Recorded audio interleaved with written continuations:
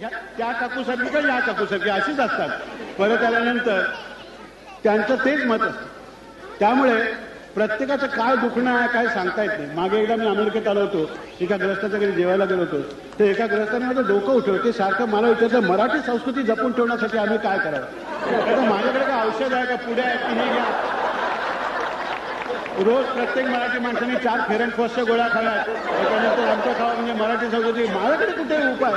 मी म्हटलं असं काही नाही आहे, पण आम्हाला वाटतं तर काय. तुम्ही असे म्हणा तुम्हाला मराठी संस्कृतीबद्दल काही वाटत नाही का. आता हे जास्त झालं. म्हटलं वाटतं मग आम्ही काय करावं. म्हटलं तुम्हाला मराठी संस्कृतीच जपायची आणि बाकी काही करायचं नाही. समजा असं असलं तर आमचं काही चूक आहे का. मग म्हटलं माझ्याकडे उपाय काय. म्हटलं तुम्ही वॉशिंग्टन सोडा आणि वाईला नोकरी झाली.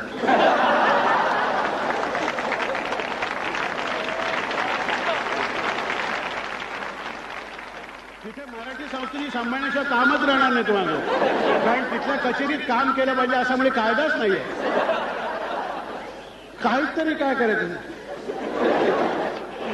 प्रत्येक ठिकाणची संस्कृती तिथे म्हणा संस्कृती संस्कृती टिकवायची म्हणजे काही डीप फ्रीज मध्ये घालून टिकवता येते. संस्कृती सतत व्यवहाराबरोबर बदलणारी गोष्ट आहे. एकेकाळी एकत्र कुटुंब पद्धती होती, ते शेतीची उत्पन्न याची त्यावेळेला होती. आता औद्योगिक क्रांतीने शहरातून मोलमजुरी करण्याची नवी संधी मिळायला लागली. पोटापाड्यामध्ये 4 मुलं 4 दिशांना पांगायला लागली. अशा परिस्थितीमध्ये जुने वाडे तिथले जुने कुळाचार नष्ट झाले. त्याला कोण काय करणार. पिठाच्या गिरण्या आल्या, घरोघरी फिरणारी जाती गेली, जात्याबरोबर ओव्याही गेल्या. पिठाच्या गिरणींनी घरोघरच्या माऊल्यांचे किती श्रम वाचवले मला सांगा. पण आपल्या मराठी संस्कृतीतल्या ओव्या हव्या म्हणून त्या बाळांना पाठ मोडेपर्यंत दळायला बसलं का. हे खूप झालं. असं नाही की नवरा म्हणतो मी दळतो तू तेवढा कोणी कर, असं काही नाही.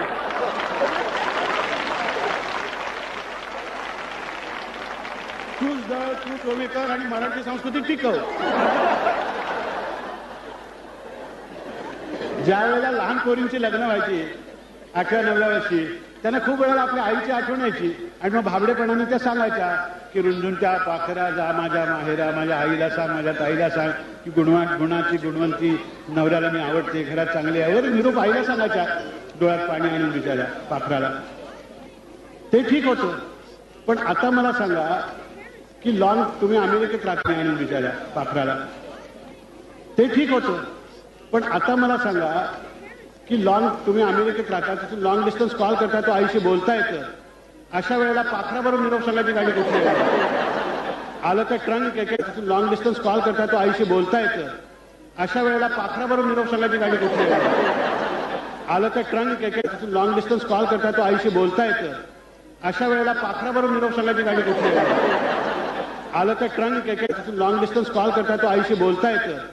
अशा वेळेला पाखराबरोबर निरोप सांगायची गाडी कुठली आलं तर ट्रंक लॉंग डिस्टन्स कॉल करता, तो आईशी बोलता येतं. अशा वेळेला पाखराबरोबर निरोप सांगायची गाडी कुठली आलं तर ट्रंक वगैरे असं काहीतरी गाणं आलं तर long distance long long long long way to mother वगैरे असं गाणं फार करा तुम्ही. ह्याला काय ट्रंक वगैरे असं काहीतरी गाणं आलं तर long distance long long long long way to mother वगैरे असं गाणं फार करा तुम्ही. ह्याला काय ट्रंक वगैरे असं काहीतरी गाणं आलं तर long distance long long long long way to mother वगैरे असं गाणं फार करा तुम्ही. ह्याला काही अर्थच नाही. ती गाणी जाणारच त्याने. पण त्यामागे ह्या बाईला सुद्धा ते रुंझुंट्या पाखरा गाणं आवडत असतं. हे का आवडतं. त्याच्या मागली जी आईची आठवण येण्याची भावना आहे ती सनातन. ती टेलिफोन बदलू शकत नाही, पिठाची गिरणी बदलू शकत नाही. आवडतं त्याच्या मागली जी आईची आठवण येण्याची भावना आहे ती सनातन.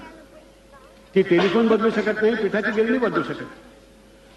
त्यामुळे संस्कृतीतलं चिरंतन काय आहे हे आपलं पाहणं हे महत्वाचं आहे. आज ही मुलं आहेत. मी तर बघतो अलीकडे मी इथे आज 10-12 दिवस झाले. माझे सगळे शिक्षक वय वर्ष 10च्या आतलेच आहेत. एकूण कुठला तरी अडाणी तो अलीकडे मी इथे आज 10-12 दिवस झाले. माझे सगळे शिक्षक वय वर्ष 10च्या आतलेच आहेत. एकूण कुठला तरी अडाणी तो अलीकडे मी इथे आज 10-12 दिवस झाले. माझे सगळे शिक्षक वय वर्ष 10च्या आतलेच आहेत. एकूण कुठला तरी अडाणी मनुष्य आलेला आहे आणि याला शिकवणं आपलं कर्तव्य आहे असं त्या मुलाने म्हणत होतं. आणि त्यांनी इतक्या गोष्टी मला सांगितल्या आहेत की शिष्यस्ते हम साधमाम काम करताना असं म्हणत त्यांना म्हणत बालादपी सुभाषितम ग्राह्यम याचा अनुभव मला अमेरिकेत जितका येतो तितका कुठेच मला येतो. किती गोष्टी त्यांना माहिती असतात. त्याला आता फ्यूज उडाल्यावर दिवा जातोय माहिती असताना दीपक ज्योती नमस्ते म्हणून 100 वेळा नमस्कार केला दिवा, किती गोष्टी त्यांना माहिती असतात. त्याला आता फ्यूज उडाल्यावर दिवा जातोय माहिती असताना दीपक ज्योती नमस्ते म्हणून 100 वेळा नमस्कार केला दिवा पेटणार नाही हे त्या कार्यकर्त्याला माहिती असल्याच्या कसं राहील. परंतु कुठल्याही प्रकाशाला आपण वंदन करावं, अंधाराला करू नये अशी भावना त्याच्या मागे दिली त्याला, तर त्या नमस्काराचा अर्थ त्याच्या लक्षामध्ये येईल. नाही तर चरपट पंजरीमध्ये काय अर्थ, त्यात काही अर्थ नाही. त्याला संस्कृती म्हणायचं नाही, संस्कृतीच्या खाली असलेलं तत्व जे आहे ते लक्षात आलं तर संस्कृती. तुमचं बाळपण आणि तुमच्या मुलांचं बाळपण याच्या जमीन आसमानाचं अंतर आहे. अहो तुम्ही आम्ही एकाच संस्कृतीत वाढलो होती, म्हणजे वडील माणसाने गप्प बसा ही आपली संस्कृती होती आणि इथे प्रश्न विचारा ही संस्कृती आहे. आणि ही खरी संस्कृती भारतीय संस्कृती आहे हे आपल्याला माहिती नाही, हे आपलं दुर्दैव आहे. कारण गीतेमध्ये त्यांनी कसं शिकावं हे सांगताना परिप्रश्नेन सेवया असं म्हटलं. परिप्रश्न म्हटलं म्हणजे एका प्रश्नाने नाही बघत, प्रश्नावर प्रश्न टाक, प्रश्नावर प्रश्न टाक आणि ज्ञान संपादन कर. हे आम्ही विसरून गीता म्हणत असताना चूप काय गप्प बस, मी गीता म्हणतोय, मी गीता म्हणतोय तू चूप बस, त्याला आम्ही संस्कृती म्हणत आलो. आता तुमच्या कानावर जी सहज भाषा पडते पडली लहानपणी ती ह्या मुलांच्या कानावर पडत नाहीये. ते शाळेमध्ये निराळा इतिहास शिकतात, वीरपुरुषाची त्यांना नावं ठेवतात.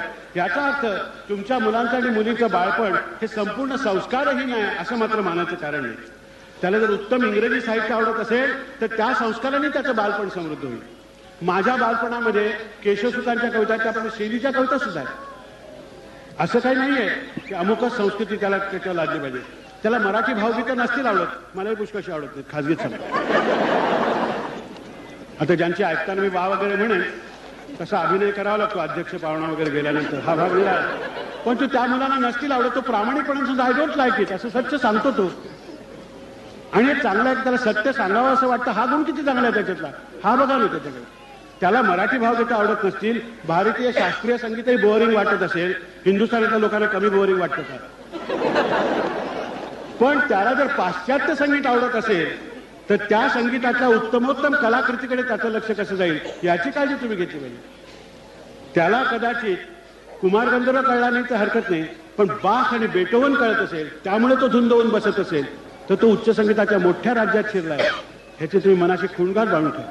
पण संगीतच आवडत असेल, संगीताचं जर त्याला आवडं असेल तर मात्र सायकियाट्रिस्टकडे जायला. इथे तुम्ही मंडळी जी आत्ता आलेली आहेत, ज्या वयाची मंडळी सामान्यतः मला दिसत आहेत, त्यांच्या मनावरती स्मृतिचित्र आहेत ती भारताच्या त्यांच्या बालपणाची आहे. आत्ताची जी मुलं आहेत त्यांना असं काही नाही आहे. तुमचं कसं झालंय की माझ्या फोटोग्राफीसारखं मी त्याच फिल्मवरती 3-4 वेळा फोटो काढतो, तो पुढे करायचं विसरूनच जातो. तसं तुमच्यावर सुपरइम्पोज झालेली चित्र आहेत. म्हणजे तुम्हाला एखादी लहानपणाची गोष्ट आठवली की तुम्हाला पुणे आठवतं, सोलापूर आठवतं, नागपूर आठवतं. त्या मुलाचं तसं काहीच नाही आहे, तो जिथे वाढला तेच त्याला आठवतं. त्यामुळे सुपरइम्पोज चित्र होऊन तिथे गोंधळ त्याचा झालेला नाहीये. लहानपणापासून त्याच्या कानावर पडणारी ही भाषा वेगळी आहे, रीतिरिवाज वेगळे आहेत, संगीत वेगळे आहेत. वेगळे म्हणजे आपल्याला वेगळे वाटणारे असे त्याची मनाला खंत वाटणं हे अत्यंत साहजिक आहे. त्याच्याबद्दल मी कोणालाही दोष देणार नाही. कारण ज्या गोष्टीने आपल्याला आनंद दिला त्या गोष्टीने आपल्या मुलांनाही मिळावा असं वाटणं ह्याच्यामध्ये काही खंत वाटणं ठीक आहे, साहजिक आहे, पण तसं बरोबर नाही.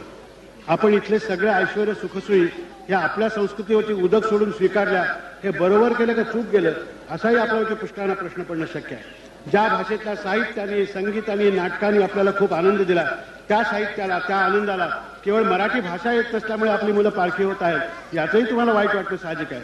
पण आजच्या जगात हा सांस्कृतिक संकर अगदी अपरिहार्य आहे. आपण केवळ अमेरिकेत राहिल्यामुळे मराठी संस्कृतीपासून दूर फेकलो गेलो आहोत असं तुम्हाला वाटायचं काहीही कारण नाही. खुद्द महाराष्ट्रात आज मराठीपेक्षा इंग्रजी भाषेलाच मान जास्त आहे. इंग्रजाच्या आमदानीमध्ये राजभाषा म्हणून त्याला मान मिळत होता. इंग्रजी शिकायची सक्ती होती, आता तशी सक्ती नाही. पण इंग्रजी भाषेची किल्ली हाती असली की अभ्युदयाची अनेक दारं उघडली जातात हे अनेक लोकांनी ओळखलेलं आहे. किंबहुना पुण्याहून मुंबईला जाताना डेक्कन क्वीनमध्ये नव्यानेच कारखानदारीत शिरलेले जोशी कुलकर्णी सुद्धा एकमेकाशी इंग्रजीत बोलत असतात. आता त्यांचं इंग्रजी ऐकल्यानंतर इंग्रज हा देश सोडून का गेला हे आपल्याला कळतं.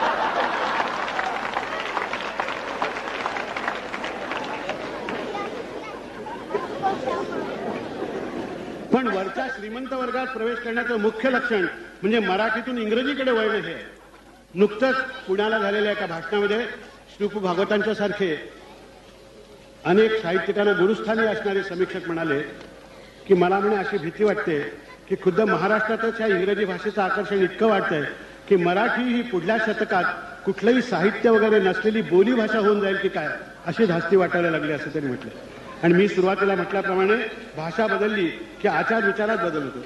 इंग्रजी खेरीज दुसरी भाषा येत नसली की सगळं व्यक्तिमत्व त्या इंग्रजाची नक्कल करणार होतं. ही नक्कल भारतात प्रचंड प्रमाणामध्ये चालू झालेली आहे. संस्कृती टिकवण्याच्या आपल्या कल्पना ह्या प्रचंड वेगाने बदलत चाललेल्या आहेत. आपल्याला त्या पुन्हा पुन्हा तपासून पाहायला हव्यात. पिढ्या पिढ्यातला हा फरक इथे अमेरिकेत स्थायिक झालेल्या मराठी कुटुंबांना जाणवला, मनात चिंता उत्पन्न करू लागला तर मला आश्चर्य वाटणार नाही. पण हा फरक मला पुण्या मुंबईत माझ्या आसपास जाणवतोय.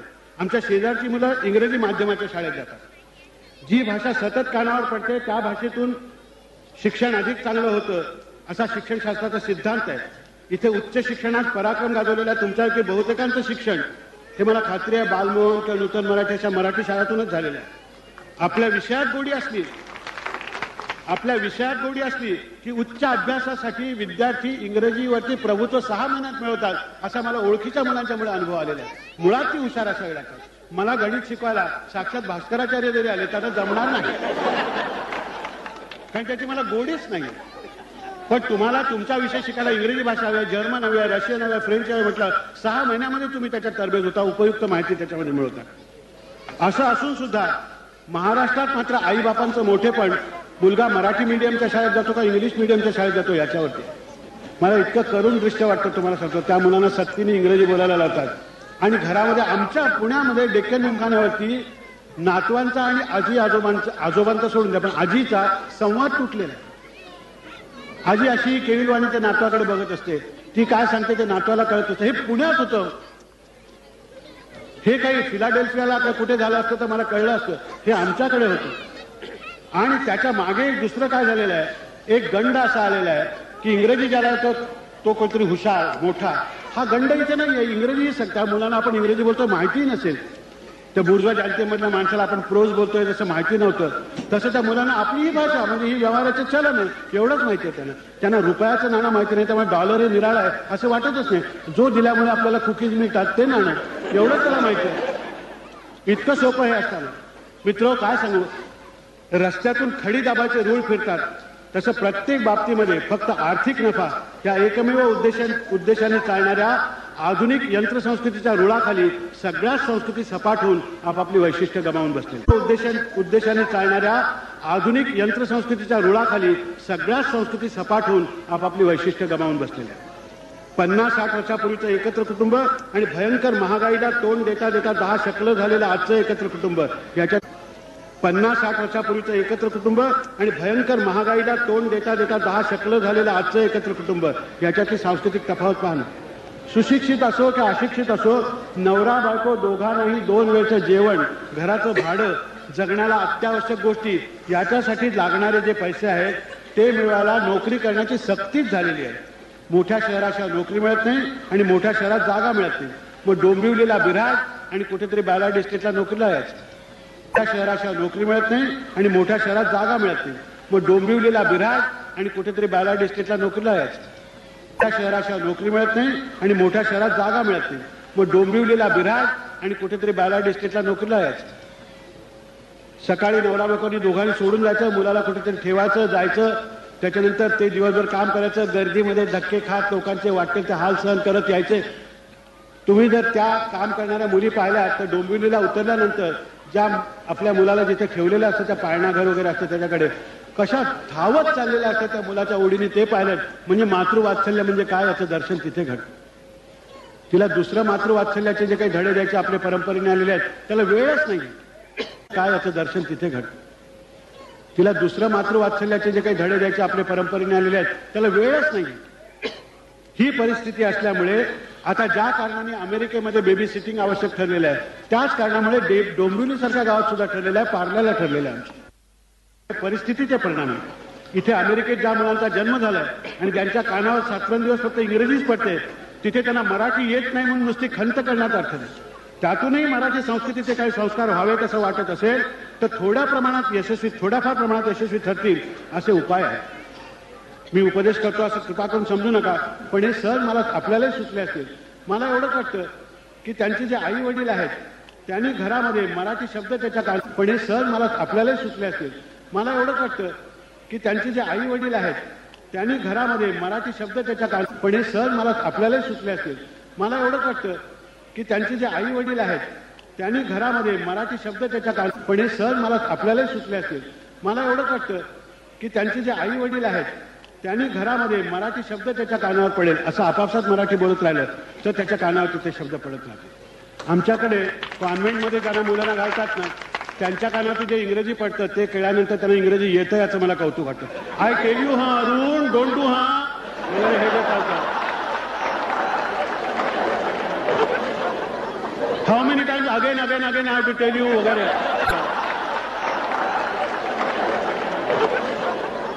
How many times again again again I have to tell you वगैरे.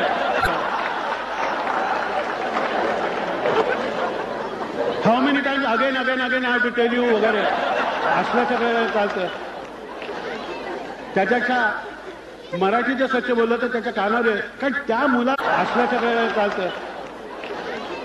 त्याच्यापेक्षा मराठी जर स्वच्छ बोललं तर त्याच्या कानावर, कारण त्या मुलाला ना ही मराठी आहे, ही कानडी आहे, ही इंग्रजी आहे असं त्याच्या मनात गंडच नसतो. ज्याच्यामुळे आपल्याला कळतं आणि आपल्याला हवं ते मिळतं तो शब्द आपल्याला वापरायला पाहिजे एवढं त्याला माहिती असतं. तर आपण त्या मनाने जर तिथे जर ते बोलले, घरामध्ये बोललं तर राहील. दुसरी गोष्ट मला अतिशय महत्वाची वाटते म्हणजे गाणी. त्यातलं एक लक्षात घ्या की ताल जो आहे हा युनिव्हर्सल आहे. हा अमेरिकन, मराठी, कानडी, गुजराती कुठला नाही. 1 2 3 4 1 2 3 4 हे जगभर आहे. अशा तालामधली जर त्याला मराठी गाणी तुम्ही म्हणायला शिकवलीत तर 600-600 गाणी तो बरोबर घेऊन आयुष्यात प्रवास करेल. आणि पिकनिकला जाताना ही 4 मुलं एकत्र जमली तर एकत्र सगळ्यांना येणारी गाणी जर सगळ्यांनी म्हटली तर आपला धागा एक काय ते निराळा आहे, चांगला आहे, प्रेमाचा आहे याची त्यांना जाणीव होईल. ह्या गाण्याला फार महत्व आहे. मी एक आपल्याला गोष्ट सांगतो की चर्चिल आणि जवाहरलाल नेहरू यांना ॲटलीनी जेवायला बोलवलं, ब्रिटिश पंतप्रधान ॲटलीनी. आता चर्चिलचं वल्लभभाई आपल्या जवाहरलालबद्दल काय मत होतं आपल्याला माहितीच आहे. म्हणजे ते असे बघायला तयार नव्हतं. आणि जेवायला बसले तर जरा फुम झालं वातावरण. चर्चिल आधीच बुलडॉग सारखा त्याच्यात बसलेला. नेहरू काही कमी नव्हते, ते मला ओळख गेला नाही ते असे बसलेले. आता त्या यजमानाची पंचायत झाली हो. चुकून आपण दोघांचं भांडण असलेल्या शेजाऱ्यांनी एकत्र जेवायला बोलवलं म्हणजे काय होतं हा आपल्याला अनुभव सांगायला नको. असंच झालं तिथे.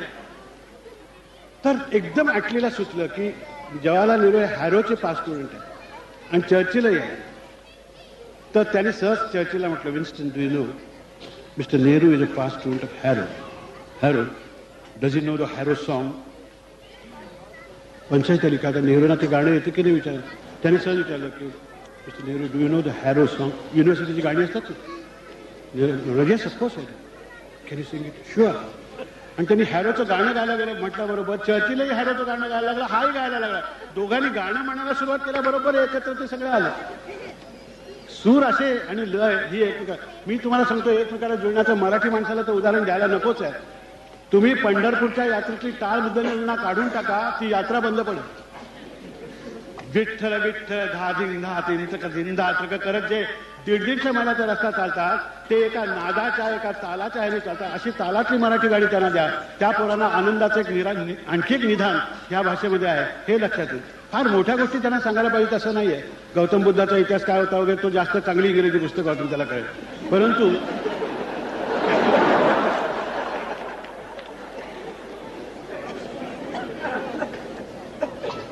मला इकडल्या मंडळांनी या तऱ्हेचं कार्य सुरू केलं असं कळलं. मला खूप आवडलं. हे महत्वाचं कार्य आहे. ह्याला आपण सपोर्ट केलं पाहिजे. याच्या मागे जायला पाहिजे असं मला वाटतं. ही मुलं एकत्र जमू देत, गाणी म्हणू देत आणि इथल्या चालवणाऱ्या लोकांनी एक शब्द अमेरिकन स्वीकारावा असं मला वाटतं.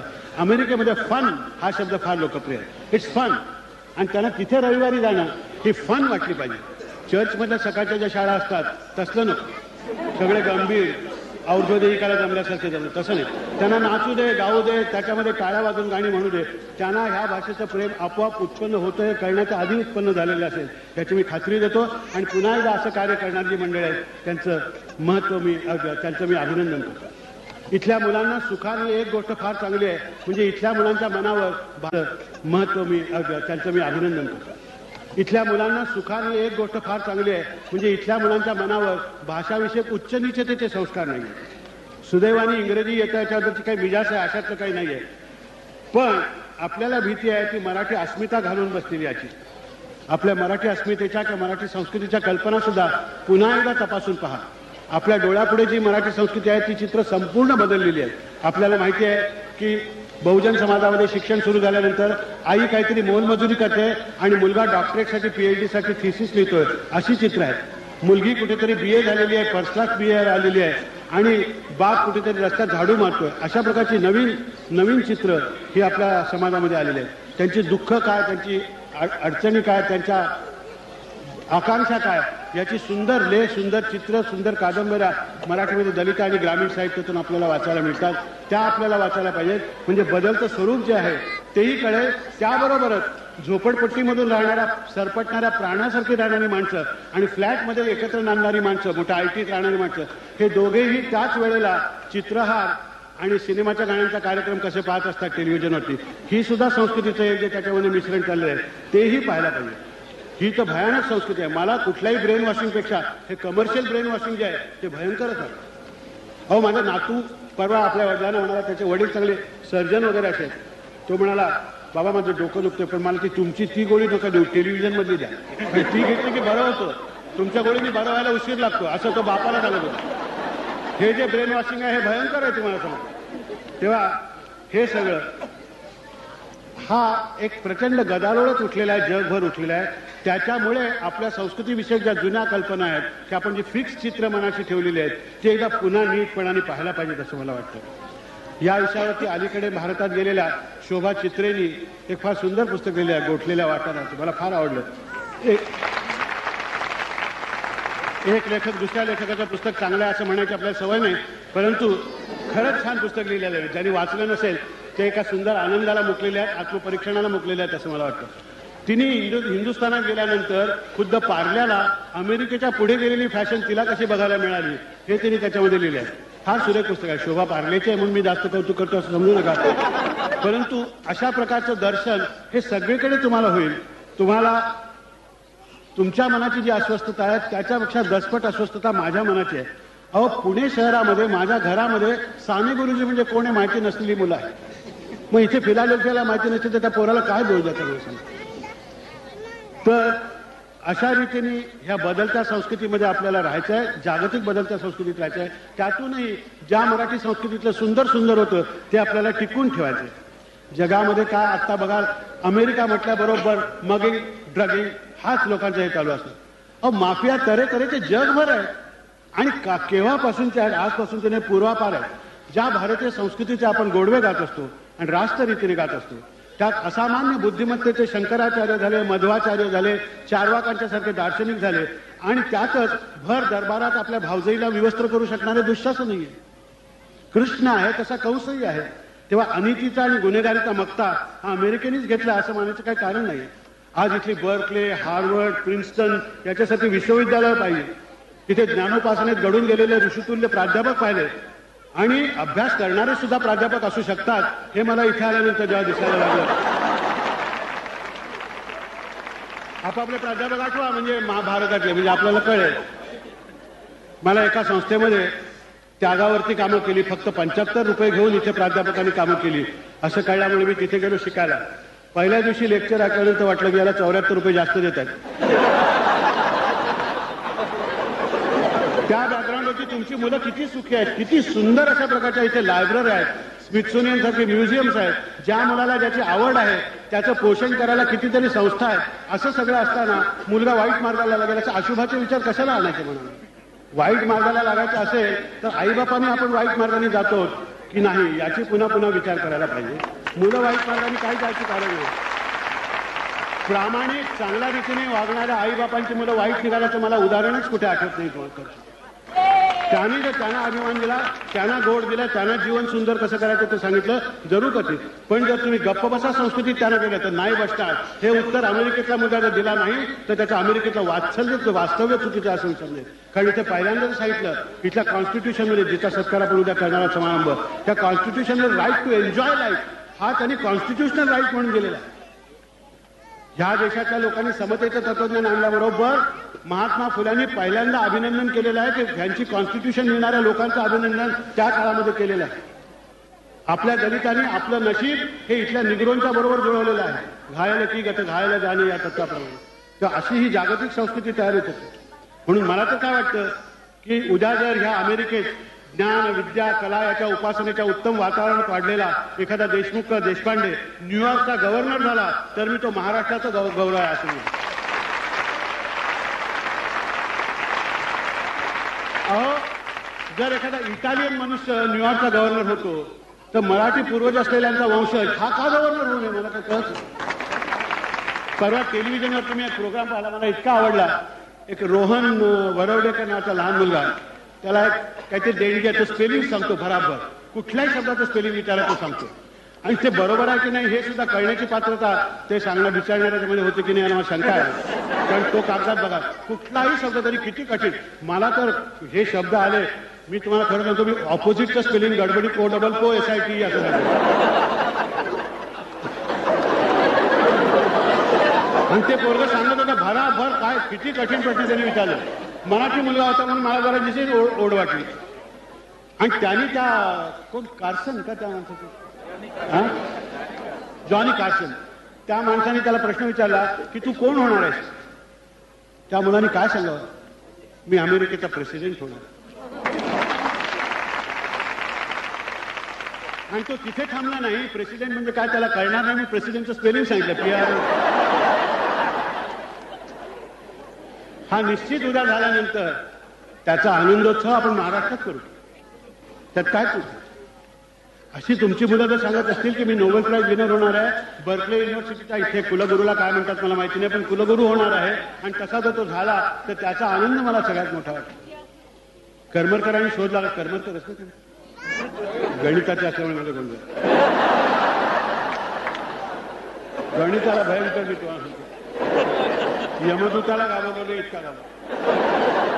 तर त्यांनी शोध लागल्यानंतर आमचं गणित कच्चं असून सुद्धा आमची छाती पुढे आली. आपला मराठी माणूस आहे त्याने असं वाटावं.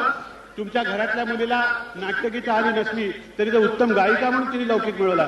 तुमच्यातच एखादा व्हायलिनवाला उद्याचा यहुदी मेन्यून मराठीचं झाला, कुलकर्णी नावाचा मनुष्य यहुदी मेन्यूनचं वाजवतो चांगलं, त्याच्यापेक्षा चांगलं झालं तर तो गौरव मला सगळ्यात महाराष्ट्राचाच गौरव आहे असं वाटतं. मग त्याला नाट्यसंगीत येवो किंवा न येवो, त्याला ते म्युझिक येते ना, मोठा झाल्यानंतर त्याच्या कानावर हे संगीत आलं तर विचार करायला लागेल हेही काय आहे ते बघूया म्हणून, आणि ते त्याला जास्त लवकर आणि जास्त चांगलं कळेल. तर अशाने निराश होण्याचं काही कारण नाही. अमेरिकेमध्ये आल्यानंतर केवळ डॉलर्सचा संचय एवढाच उद्देश राहू नये, तर नवी निर्मिती करण्याचे जे जे काही प्रकार इथे चाललेले आहेत, चांगले आहेत, सुंदर आहेत, भारतीय आहेत, त्याच्या मागे आपली मुलं कशी लागतील, त्याची त्यांना आवड कशी उत्पन्न होईल, त्यांना जाणकार रसिक म्हणून त्याची ते कसे उपभोगतील याची तळमळ हवी. ही तळमळ माणसामध्ये जवळीक उत्पन्न करणारी. हा मेळावा जरी मराठी भाषिकांच्या पुरता मर्यादित असला तरी त्यामागली तळमळ ही जवळीक साधण्यासाठीच आहे. ही जवळीक व्यापक प्रमाणात व्हायला हवी. जीवनात जे जे सुंदर आहे, उदात्त आहे, ते सगळ्या जगात जोपासलं जावं आणि लहान लहान सांस्कृतिक नद्यांनी गंगा यमुनांना मिळावं आणि त्यांनी मग मानवता धर्म नावाच्या एका विशाल महासागराला मिळावं, हीच इच्छा मनामध्ये आहे. अमृतातेही पैजा जिंके असल्या मराठी बोलातून ज्ञानेश्वरांनी सुद्धा हे विश्वची माझे घर अशी आपली धारणा व्हावी अशी इच्छा व्यक्त केलेली आहे. फक्त मराठी घरांची धन व्हावी असं म्हटलेलं नाहीये. किंबहुना विश्वाच्या घराचा उदात्त विचार केला म्हणून त्यांचा मराठी बोल हा अमृतातेही पैजा जिंके असावा. कारण त्याच्यावरचा विचार केवढा मोठा होता. अमेरिका काय किंवा महाराष्ट्र काय, घरोघरी सांस्कृतिक चूल मातीची एकच आहे हे तुम्ही अनुभवलं असेलच. वरचे रंग निराळे. तुमच्या आपुलकीचं क्षेत्र खूप विस्तारत जावं. आजच्या काळामध्ये मी एकच विनंती करणार आहे, इथे तुम्ही जमलेले आहात, हे फार मोठे तंत्रज्ञ शास्त्रज्ञ, तुम्हाला महाराष्ट्राची सेवाच करायची असेल तर तुमचा जो विषय आहे त्याच्यावरचे लेख मराठीत लिहून महाराष्ट्रात पाठवा. ही मराठी भाषेची सगळ्यात मोठी सेवा होईल असं. इथे काही मुलं शिकतात, काही विद्वान होतात, त्यांना विचारलं की अरे तुझा विषय काय ना, you won't be able to understand. इतकी ती वाईट वाटत. मेक मी अंडरस्टँड, मला सांग तुझं काय आहे ते. जर ते इंग्रजी भाषेत होऊ शकतं तर मराठीत का होणार नाही, गुजरातीत का होणार नाही, हिंदीत का होणार नाही, असं काही नाहीये की होत नाही. मग तोच शब्द वापरा, काही हरकत नाही. थर्मामीटरनी ताप असा असा दाखवला एवढं म्हटलं तर आपण थर्मामीटरला का काढली का काढीत म्हटलं पाहिजे असं नाहीये. मी काय तर काय आपल्याला रेडिओ लागला म्हणतो असे शब्द वापरतो, ते तुमचे शब्द वापरा. पण जिथे मला हे कळत नाही की गीतेसारखं गहन तत्वज्ञान ज्या मराठी भाषेमध्ये ज्ञानेश्वरांनी मराठीत सांगितलं त्याच्यापेक्षा मोठं काही असं आहे का की मराठीत येणार नाही. नवे शब्द निर्माण करा, नवे हे करा, त्याच्यावरची तळमळ अशी असू दे. माझा कितीतरी विषयांची मी नावं ऐकली, मी बाप जन्मी कधी ऐकली. असे विषय जाणणारी मराठी मंडळी आहेत असं मला कळलं. अतिशय मला आनंद आहे. आता बिझनेस मॅनेजमेंटवरती कितीतरी लिहिलं जातं. ड्रुकरचं पुस्तक आहे ते मराठीमध्ये आणायला काही हरकत नाही असं मला वाटतं. अशा प्रकारची बिझनेस मॅनेजमेंटची निरनिराळ्या ह्या इथल्या चांगल्या अमेरिकन कॉन्स्टिट्यूशनवरती सुद्धा सामान्य माणसाला कळेल अशा प्रकारचं मराठी पुस्तक तुमच्याकडे कोणी जे लॉमध्ये असतील ते कदाचित लिहू शकतील. इथल्या लॉ कॉलेजमध्ये कसे शिकवतात मला माहिती नाही, मी कदाचित. तर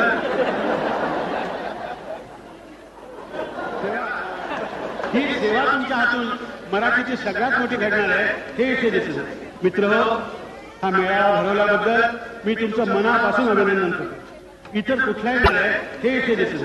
मित्रहो, हा मेळावा भरवल्याबद्दल मी तुमचं मनापासून अभिनंदन करतो. इतर कुठल्याही नाही हे इथे दिसत. मित्रहो, हा मेळावा भरवल्याबद्दल मी तुमचं मनापासून अभिनंदन करतो. इतर कुठल्याही नाही हे इथे दिसत. मित्रहो, हा मेळावा भरवल्याबद्दल मी तुमचं मनापासून अभिनंदन करतो. इतर कुठल्याही नसल्या तरी वयाच्या वडिलकीच्या आधाराने म्हणतो की असेच एकत्र या. 4 मराठी गाणी म्हणा, नाटक करा, कविता वाचा, कथाकथन करा, तात्विक मतभेदही असू दे.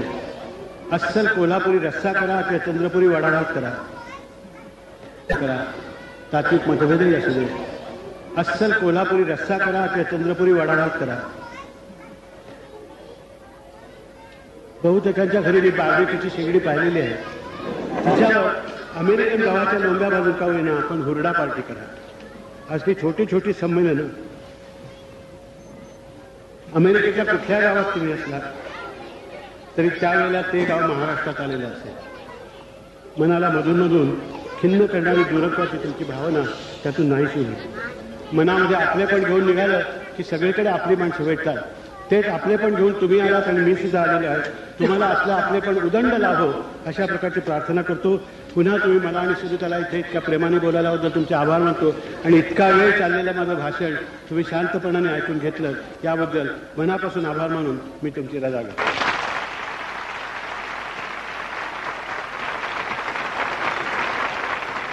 मी तुमची रजा घेतो.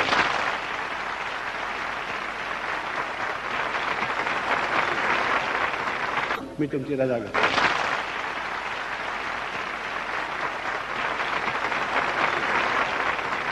मी तुमची रजा घेतो.